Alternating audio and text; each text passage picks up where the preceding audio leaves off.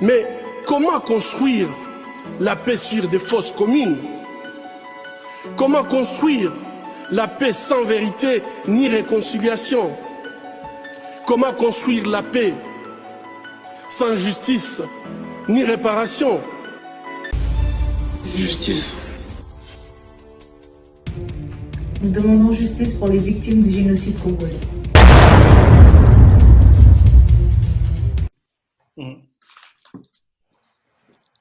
Bonjour et bienvenue dans les studios de La Voix des Grands Lacs, cher Patrick Mbeko.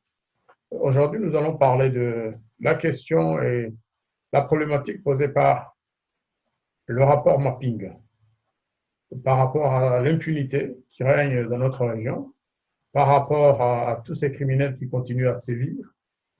Et qu'est-ce que vous en pensez? J'ai lu un article dans Sputnik il y a quelques jours où justement vous parlez même de la sécurité du docteur Mukwege. Qu'en est-il exactement? Merci pour la parole et la question, cher Jean-Marie. Depuis quelque temps, le docteur Mukwege fait l'objet de plusieurs menaces et intimidations. Il faut dire que ce n'est pas la première fois, parce qu'en 2012, il y a eu une tentative d'assassinat contre sa personne. Donc, c'est quelqu'un qui est régulièrement menacé.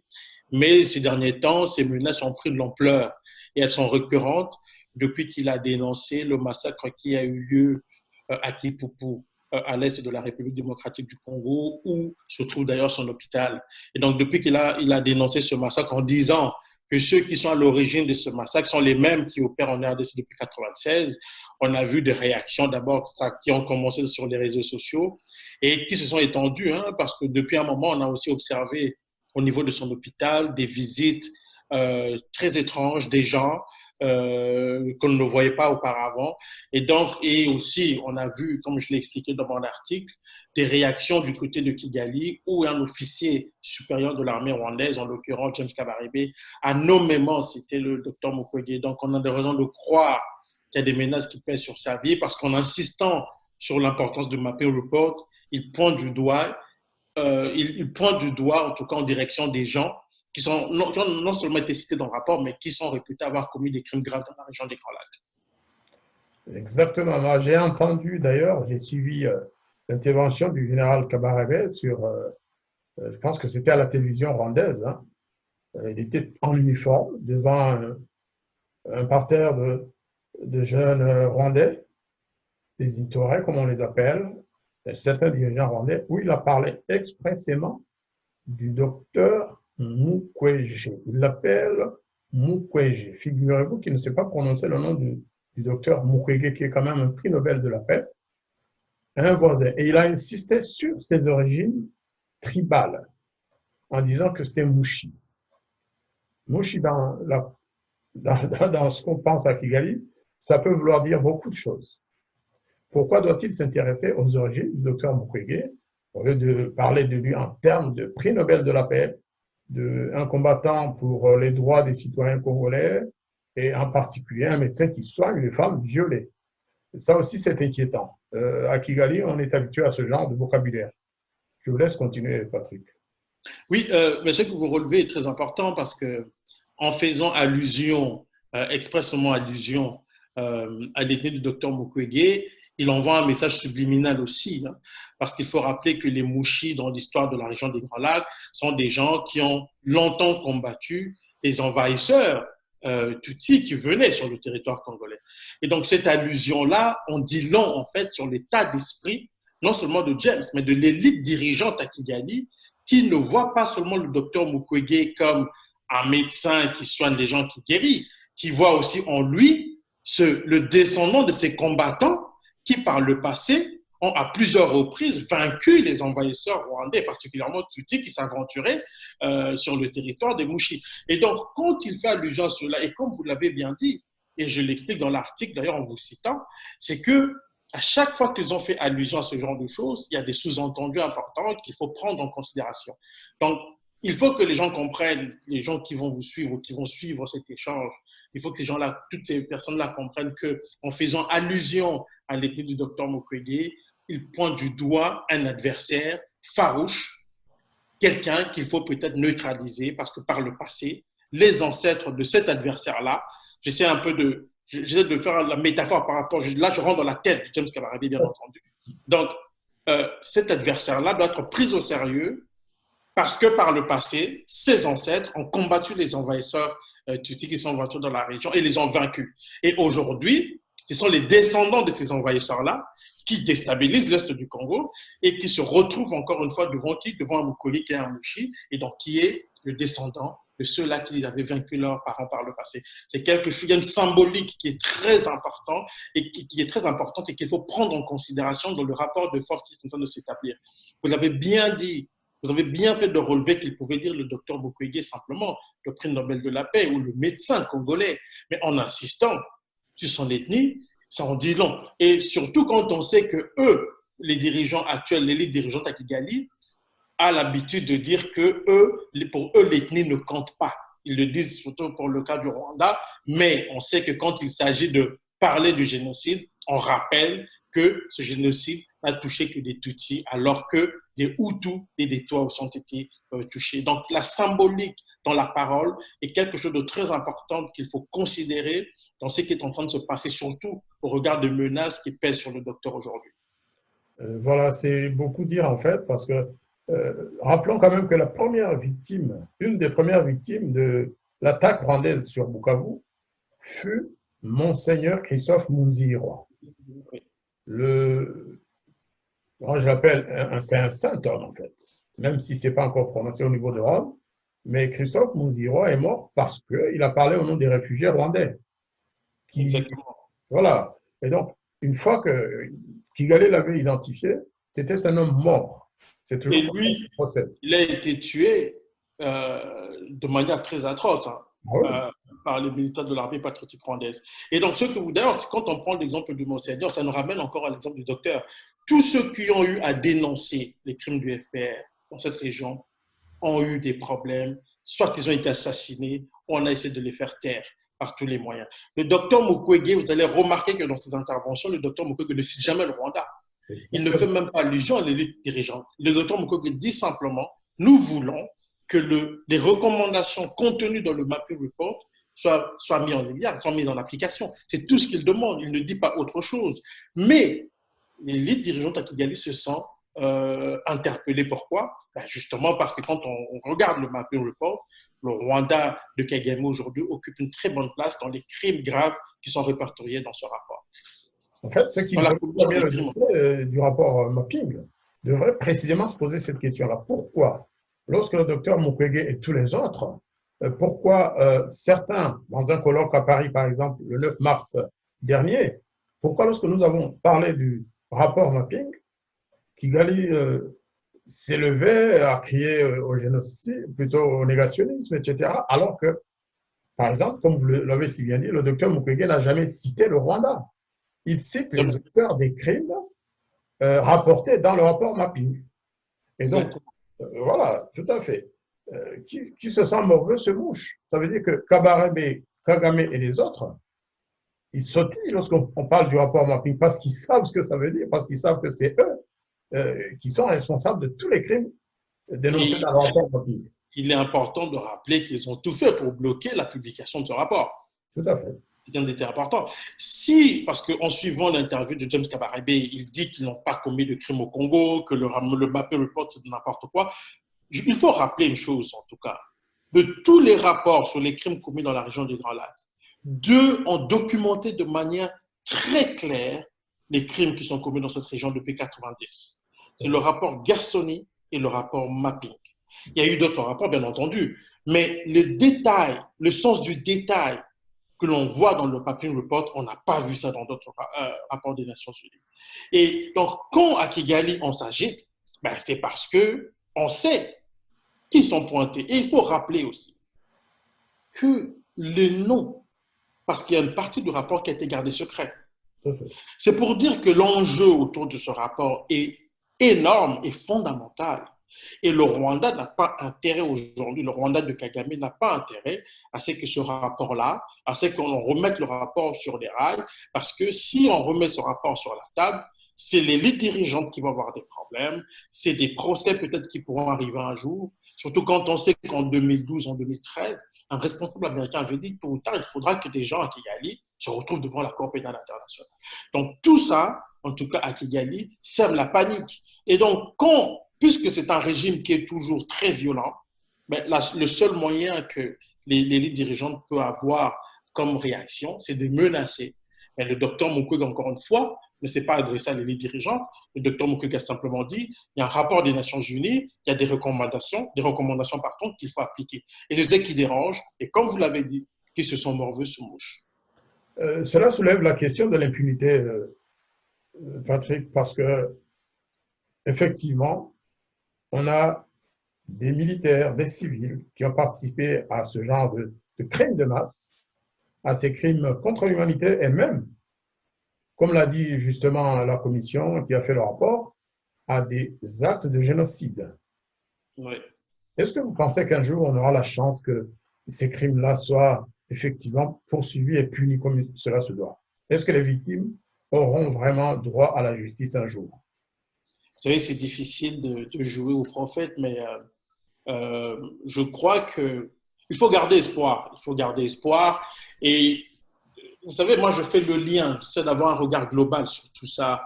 Quand je vois les diplomates américains ou britanniques à l'ONU rappeler que les crimes du FPR au Rwanda n'ont pas que concerné les Tutsis, que les Hutus ont été tués, que les victimes, il y a des victimes Hutus, Tutsis et toi, quand ce sont des diplomates américains, britanniques qui sont réputés être les protecteurs de Kigali, donc de Kagame, quand ce sont eux qui le rappellent, cela veut dire qu'il y a quelque chose qui est en train de se passer. Et je crois aujourd'hui qu'on peut garder espoir. Pourquoi? Parce que tôt ou tard, même si les Occidentaux l'ont soutenu, mais il suffit qu'ils le lâchent et pour que tout remonte en surface. Je me rappelle en 2010, quand on a annoncé la publication du Mapping Report, j'avais assisté à une réunion des populations des Grands Lacs. Il y avait des Rwandais, les Burundais et les Congolais. Et j'avais dit ce jour-là que la publication de ce rapport n'est pas dirigée, ce n'est pas pour rendre justice nécessairement, mais c'est pour envoyer un message à Kigali. Plus encore aujourd'hui, on peut dire que tôt ou tard, ça peut servir contre les criminels contre l'humanité qui sévissent dans cette région. Et donc, personne n'est à l'abri aujourd'hui. Il faut rappeler aussi qu'à Kinshasa aussi, il y a des gens qui ne sont pas à l'abri, qui ont été mentionnés dans ce rapport. Donc, c'est la raison pour laquelle dans cette région, il y a une conspiration du silence où les dirigeants de certains pays, dans l'occurrence ceux du Rwanda et puis de l'Ouganda, un peu au Congo aussi, donc il y a des gens qui n'ont pas intérêt à ce que le Mapping Report soit en tout cas mis sur la table, et en commençant par Kigali, parce que les crimes de Kigali qui sont documentés dans son rapport sont extrêmement graves. Pour moi, même si les enquêteurs ont été prudents dans l'utilisation du mot génocide, qu'ils laissent à l'appréciation d'un tribunal, je pense que les faits qui sont relatés sont tellement clairs qu'on peut dire qu'il y avait une intention génocidaire d'exterminer les Hutus pour ce qu'ils sont. Et il faut aussi rappeler que Kagame ne s'est jamais caché. Hein. Il a dit, mon plus grand regret est de n'avoir pas exterminé tous ces gens. Il l'a dit ouvertement. Donc les Hutus rwandais et les Congolais étaient considérés comme des lapins qu'on pouvait tuer comme ça par les gens qui sont à Kigali simplement pour ce qu'ils sont. Et sur ce point, de mon point de vue, c'est un génocide. Et je ne suis pas la seule personne qui le dit, parce qu'il faut rappeler ce que dit Rosy Bizarre dans son livre. Il dit les crimes contre les Hutus relèvent d'un génocide. Donc, quelque part aussi, le débat sur la nature des crimes qui ont été commis, il faut que les Africains des Grands Lacs puissent se réapproprier aussi l'écriture de cette histoire-là, qui est la leur aussi, de ne pas nécessairement la laisser à des gens qui ont des intérêts et qui ne voudront peut-être pas que la vérité triomphe un jour dans cette région. À cet égard, je me félicite de l'initiative que je pense un groupe de Congolais, j'ai cru voir votre visage d'ailleurs, vous avez sorti une vidéo où on parle du génocide des Congolais. Ouais. Une vidéo très bien faite, je crois qu'elle date seulement de 24 heures, ou un peu plus ou un peu moins. Dans cette vidéo, on voit des visages de Congolais qui demandent justice pour justement tous ces crimes commis au Congo par des armées étrangères ou même des acteurs nationaux, parce que tout ça va loin. C'est peut-être pourquoi d'ailleurs la donne est très très difficile, parce qu'il y a des acteurs nationaux congolais qui se présentent comme tels, qui bloquent même le processus en interne, la mise en place d'un tribunal international pour le Congo. Et sans vous couper la parole, je voudrais même dire qu'aujourd'hui, Mukwege est un homme seul. C'est quelqu'un qui aurait dû, en tout cas, qui doit être soutenu, qui devrait être soutenu par le gouvernement congolais. Mais quand on voit comment ce monsieur se démène tout seul, bon, ça fait mal au cœur. Et en même temps, il faut saluer son courage parce que c'est quelqu'un qui se lève avec son courage, avec tout ce qu'il sait faire, c'est soigner les femmes, et le peu de courage qu'il a, en tout cas, pour défendre, en tout cas, la justice et la vérité. Et ça peut déranger, c'est normal. Les gens sont très impliqués. Le niveau d'implication dans cette région, dans les crimes de masse qui ont été commis dans cette région, est très grave et très important. C'est ce qui fait d'ailleurs que le gouvernement rwandais, le régime de Kigali, tente de le noircir, de le présenter comme un allié des génocidaires, des négationnistes et tout. Encore une fois, je le souligne, et Patrick Bekele l'a dit aussi, le docteur Mukwege n'a jamais parlé du Rwanda. Jamais. Parlé du Rwanda. Ceci dit, il est très important que les Congolais, les Rwandais et même les Burundais, puisque nous nous trouvons vraiment à la confluence de ce phénomène criminel dans la région, il est très, très important qu'on travaille en synergie. Je l'ai toujours dit. D'ailleurs, au colloque de Paris du 9 mars, je l'avais aussi soulevé.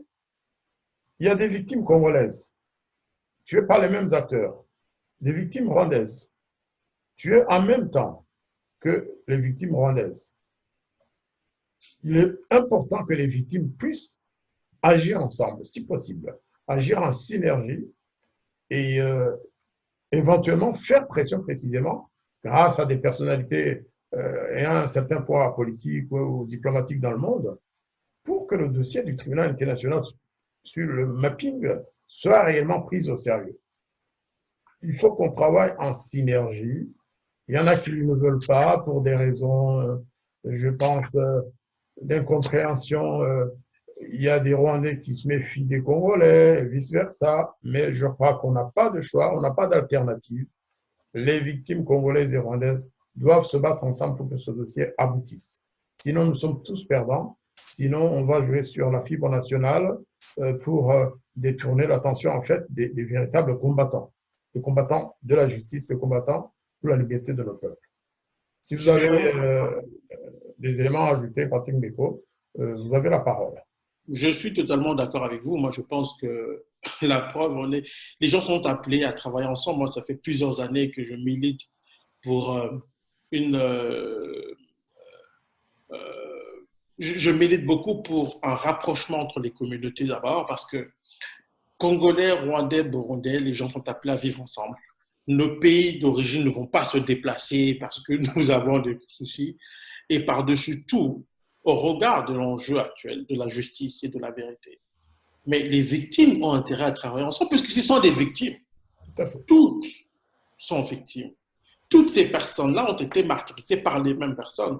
Et donc, les Rwandais, les Congolais ont intérêt à travailler ensemble, y compris les Burundais. Aujourd'hui, il n'y a pas longtemps, le président du Burundi, le nouveau président, a refusé la main tendue de Kigali. Pourquoi? Parce que c'est le même pays qui a déstabilisé pendant longtemps le Burundi. C'est-à-dire qu'à un moment donné, il faut que les gens comprennent. Ou les gens travaillent ensemble comme des frères, ils vont périr ensemble comme des idiots. Parce que je dois dire qu'en fait, on n'a pas le choix. On n'a pas le choix, et surtout pour la postérité. Que va-t-on léguer aux jeunes de demain dans cette région?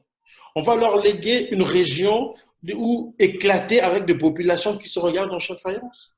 Je pense que non.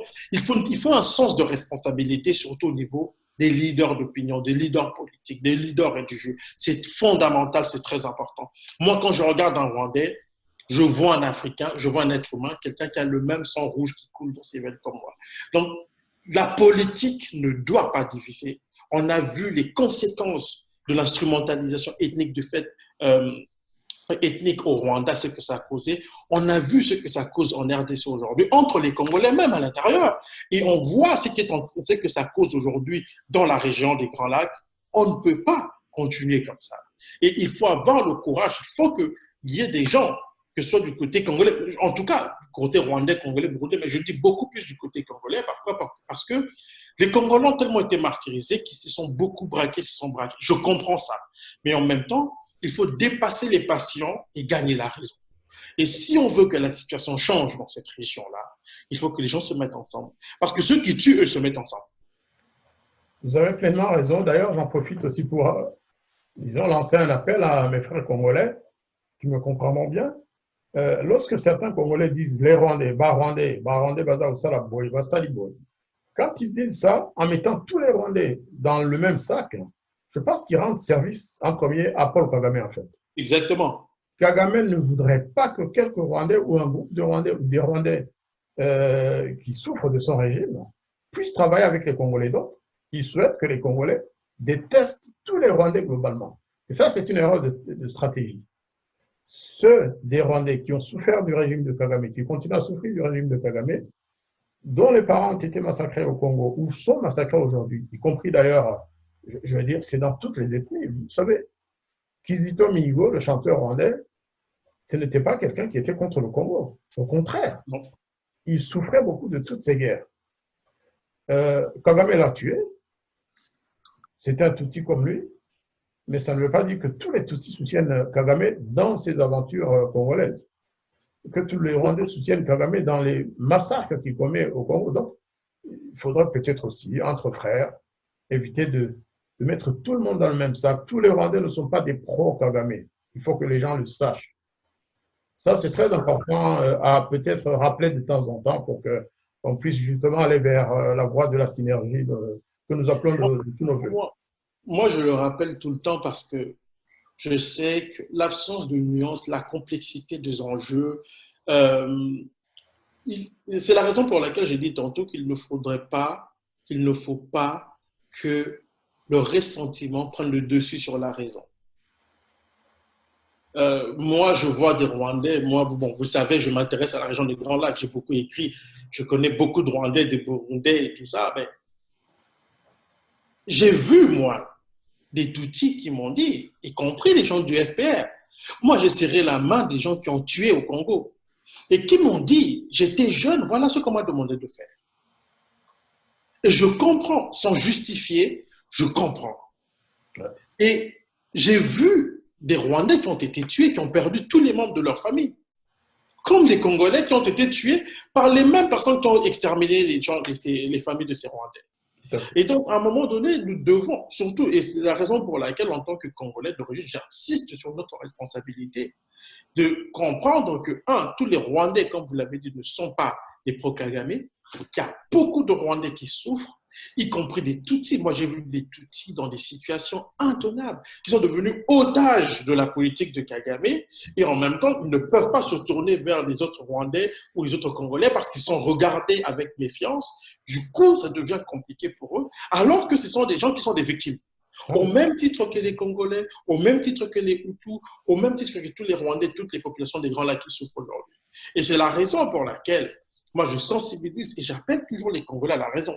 Et j'insiste beaucoup parce que si nous, Congolais, ne comprenons pas que cette approche problématique qui consiste à globaliser fait l'affaire de Kagame, si nous ne comprenons pas ça, alors Kagame va rester, il va continuer à faire ce qu'il fait en s'attendant à ce que nous, Congolais, nous puissions réagir comme on le fait.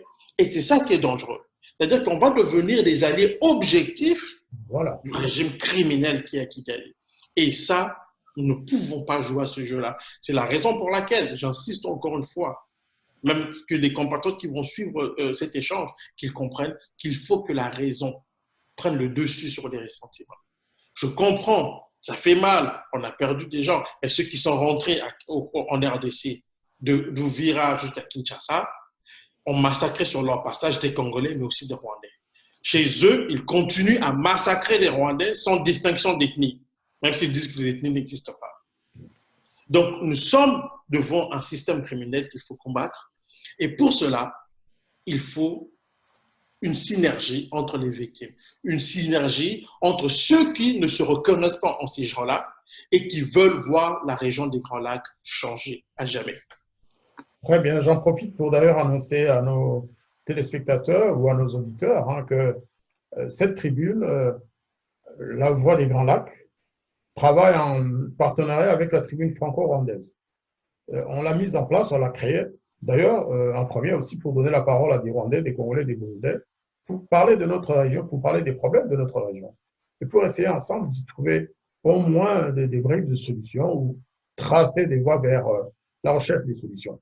Et à cet égard, je vous remercie beaucoup, Patrick Beko, et je vous félicite vraiment pour le travail que vous faites au Canada, mais aussi quand vous avez la chance ou l'occasion plutôt de passer en Europe. Les articles que vous sortez, les interviews et autres entretiens de presse. Et merci beaucoup pour ce que vous apportez à tous les peuples des Grands Lacs. Au plaisir, Jean-Marie. Merci, Patrick. Justice. Nous demandons justice pour les victimes du génocide congolais.